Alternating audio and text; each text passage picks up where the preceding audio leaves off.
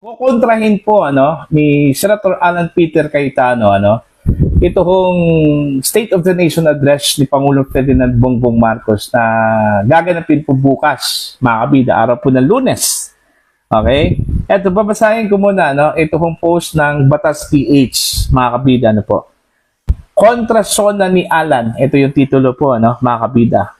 Senate Minority Leader Alan Peter Cayetano is set to deliver the Senate's traditional Contra Sona on Tuesday, a day after President Ferdinand Marcos Jr.'s fifth State of the Nation address, saying he wants to present an alternative national agenda. Mga kabida. Okay? The Contra Sona is a parliamentary tradition in the Senate where minority senators can refute the president's version of the country's present state. In a Facebook Live on Friday afternoon, Cayetano asked his followers on social media to tell him what they wanted addressed in his Contra Sona.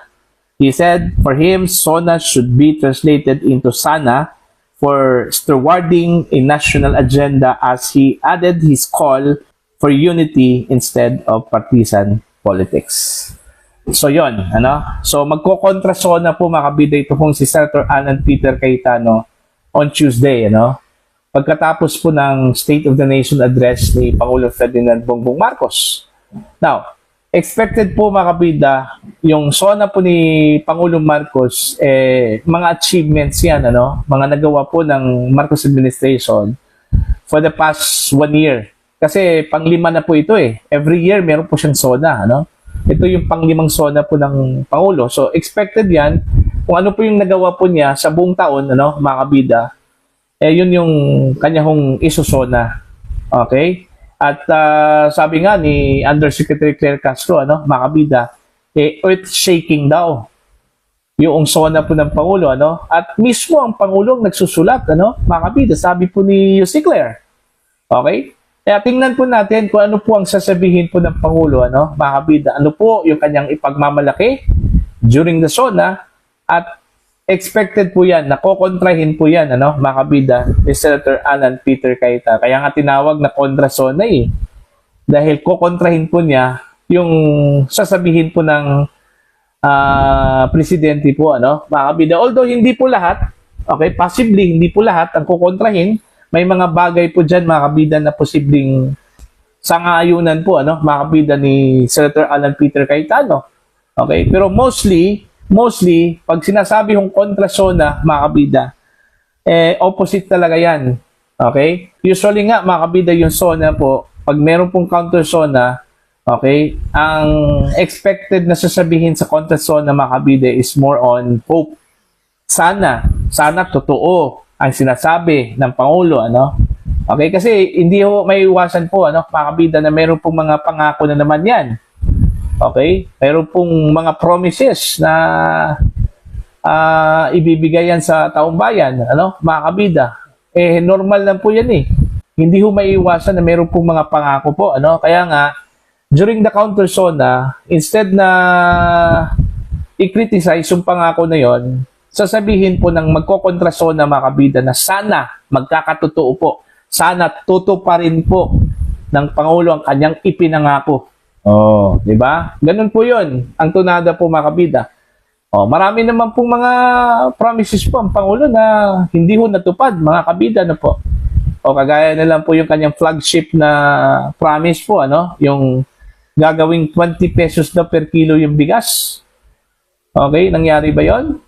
Oo nga, nangyari po. Pero doon ho sa mga biktima po ng mga kalamidad po, mga kabida. Alright? Selective lang po. Pero kung sasabihin mo na necessity talaga, mga kabida, hindi po, Kung meron man pong nagbebenta po ng 20 pesos per kilo, ilang outlet lang po yun, mga kabida. Hindi ho lahat makakabili. Okay? Malamang kung meron pong pupunta po doon, mga kabida, wala na, ubos na po. Hindi ho siya regular na 20 pesos per kilo na bigas, mga kabida, po. Kaya hindi ho natuloy yung pangako na yon. Okay? Naipako po yung pangako na yon, mga kabida. Kaya nga binatikos po ang Pangulo po dun Kasi hindi po niya tinupad po, ano, mga kabida, yung pangako. Eto naman pong isa. Yung pangako po niya na marami hong makukulong, mga kabida, no? Na mga big fish.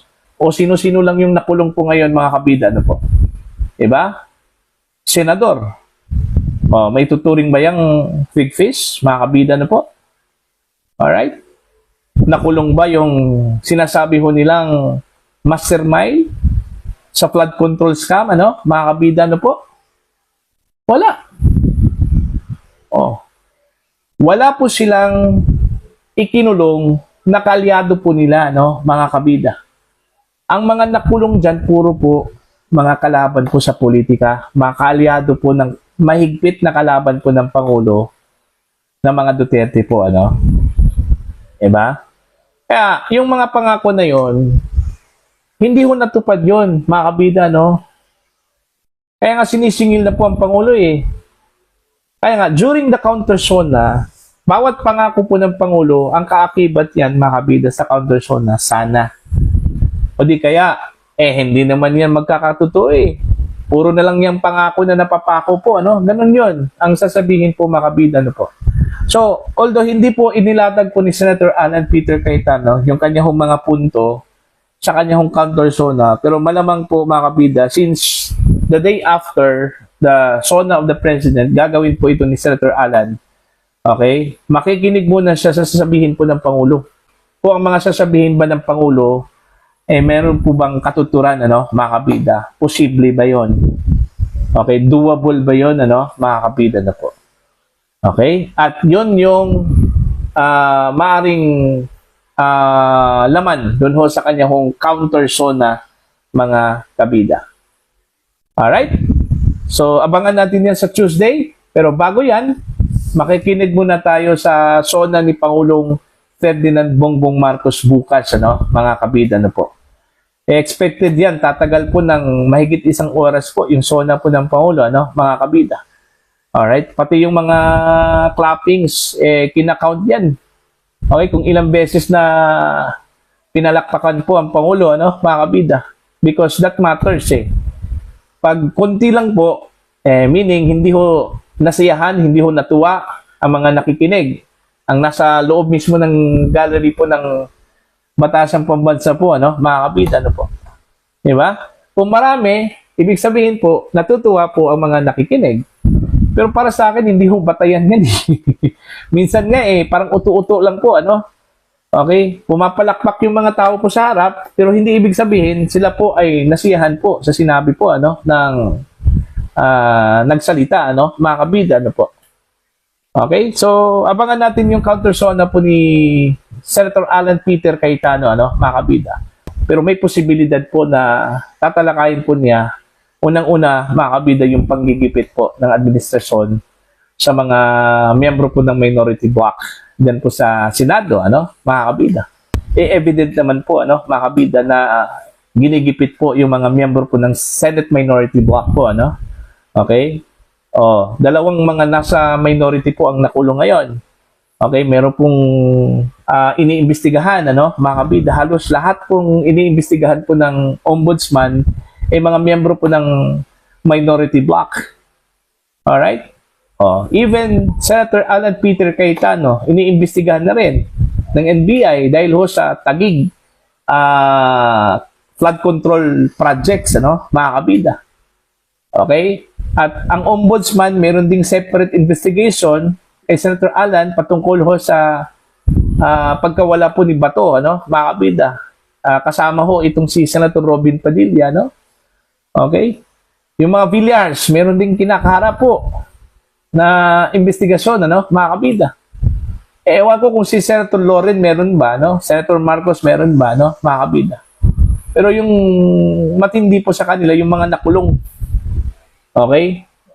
Si Jinggoy at saka si Marcoleta po, ano, mga kabida. Buti na lang po yung dalawa, at least tumalon sa kabila. Hindi na po may tuturing minority, ano, mga kabida. Tumalon kasi Okay? Hanip kasi yung dalawa itong si Senator Joel, Senator Cheese, ano, mga kabida. Tumalon po sa kabila. Okay? Kaya nga, yung kaso pong kinakaharap po nilang dalawa, ewan ko ba kung ito ba ay matutuloy ba, no? Mga kabida, baka nasa limbo na po. Kasi tumalon po sa kabila eh. Alright? Maruri. Tawag dyan, maruri.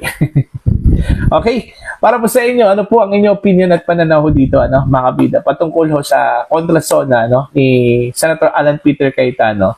Expected na kukontrahin po ni Senator Alan yung sona po ni Pangulong Ferdinand Bongbong Marcos bukas po ng hapon, ano, mga kabida. At ito po ay mangyayari po yung counter sona ni Senator Alan Peter Cayetano sa Martes po, mga kabida, no po, dyan po sa Senado. Alright, para po sa inyong opinion at pananaw po, ano, please comment down sa mga hindi pa po